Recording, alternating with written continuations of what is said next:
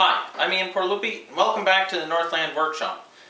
I'm right in the middle of a project right now, but the stage of the project I'm in is gluing up a whole bunch of thin panels. And because of the sheer number of panels I'm having to glue up, I don't have enough clamps to do it all at one time if I was dedicating more than one clamp per panel. However, using what's known as a spring joint, I can clamp up these panels using only one clamp instead of three that I normally would. And the only tool I need to make a spring joint is the number 5 bench plane. Now if you have a number 4 bench plane, that works too. I just find it a little easier, the number 5, because it's just a little bit longer. So the first thing we need to do is take a look at the two boards I want to join together.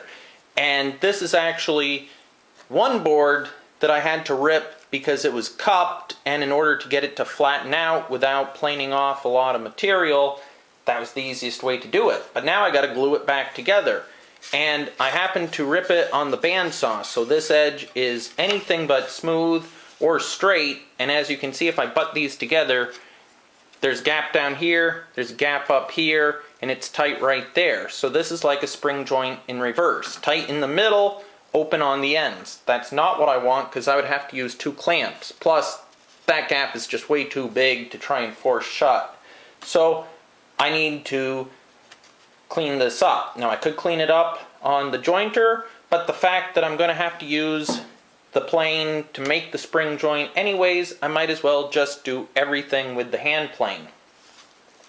These are 5/16 of an inch thick, so if I was to try and balance this hand plane on that, it wouldn't give me a whole lot of support, and chances are I would accidentally tip the plane one way or the other, and I don't want that.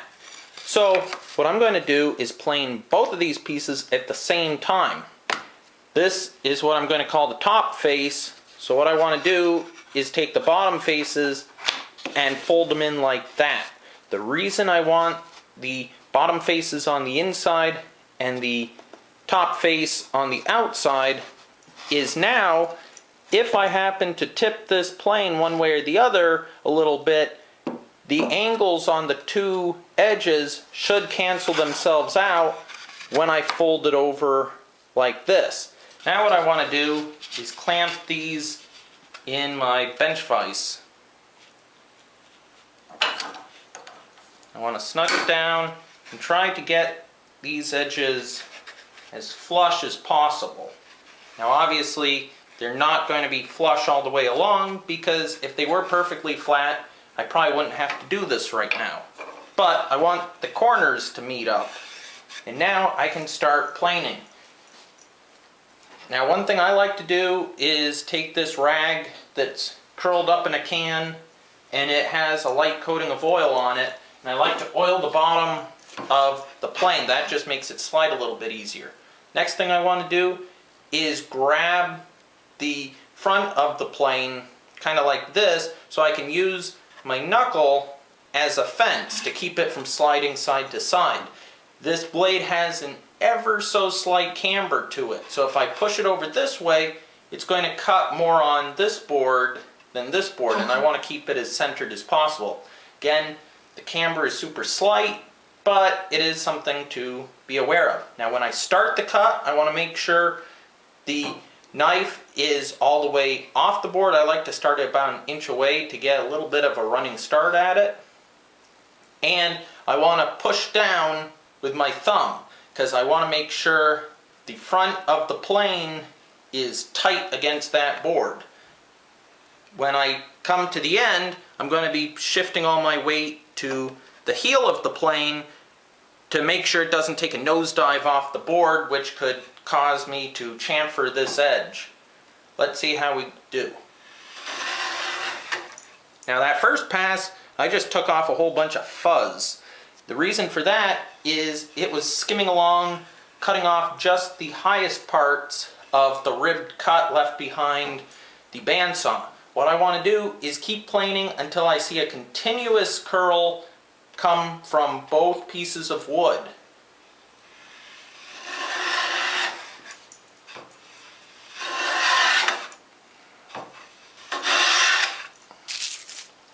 Okay, now we're getting there, but I still have a couple low spots on this one, so I'll take at least one more pass.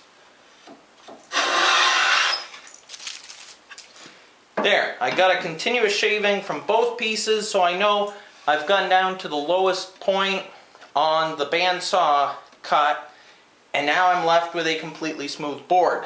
It might be tempting now to take it out of the vise and fit it together, but I want to resist that urge, because if I did that, the chances of getting these things perfectly lined up again is slim to none, so I'd have to plane it all back down until they were completely even again. So I want to leave it like this.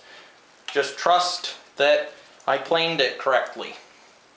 Now I want to start about the middle 4 inches, and I want to put the knife of the plane right there, so 2 inches this side of the center, and I'm going to plane to 2 inches of this side of the center.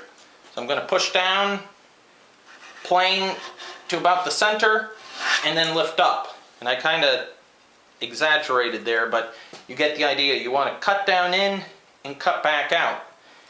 By lifting up the plane as you push, you'll trail out of it and you won't leave a distinct line right there. If you keep the pressure the same and you just stop planing, when you lift the plane up, you're going to have the chips still attached. And if you do, that's not what you want to have happen, because that's going to leave a little notch that'll show up in your glue line. So that was the middle 4. Now I want to come back and I want to do about 8 inches. So 4 inches on either side of the center. So again, start the cut, pushing down. When I get to the center, I'll continue, but I'll start lifting up. And as we can see, the shavings start out very wispy, get to the full width, and then they die back off again super wispy. So we're starting the cut, cutting, and trailing out. Now I want to start almost at the end, about an inch in from the end, and do that same maneuver one more time.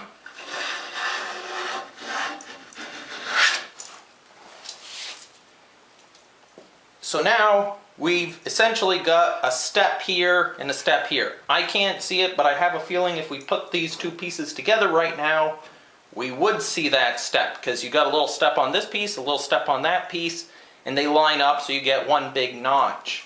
So I need to smooth it all out and make it one big kind of cupped cut. So I'm going to start as if I'm planing this thing like before, with the blade completely off, and I'm going to end with the blade completely off. The only difference is now I'm going to really be pushing down the first half and gradually lessening my pressure on the second half.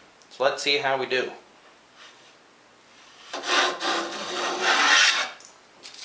And I got a continuous shaving all the way along from both of them, so that's perfect. Now it's time for the moment of truth. So if I take them out of the vise and clean off the dust on the workbench, if we look, we're touching at the edge, or at the end there, and we have slightly less than a 64th of an inch gap right here. That's a tiny, tiny gap. And if I take one clamp and put that one clamp on right there, half a squeeze, close that thing up, and it's tight all the way along. So I only need the one clamp.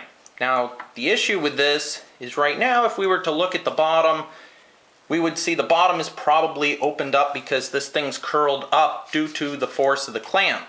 So what I want to do when clamping it up is to take a couple scrap pieces of wood as supports, put them under it, and what that'll allow me to do is position the clamp in a way where this piece is centered on the clamp pad.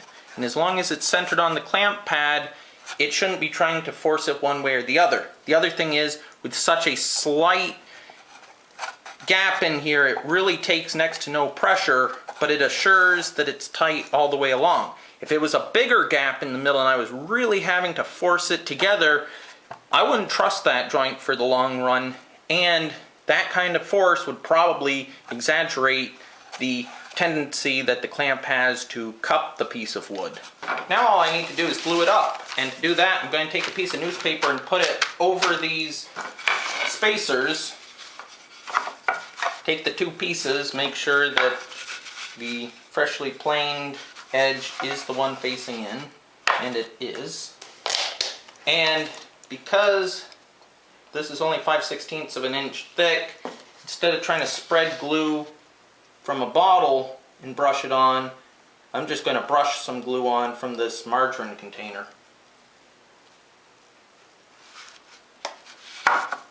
Now I want to make sure this is pushed down tightly to those spacers, and I will bring in the clamp. This one has a block for the swiveling pad, and I'd rather it not swivel right now. We'll start clamping it. I want to keep an eye on these ends to make sure they're lined up.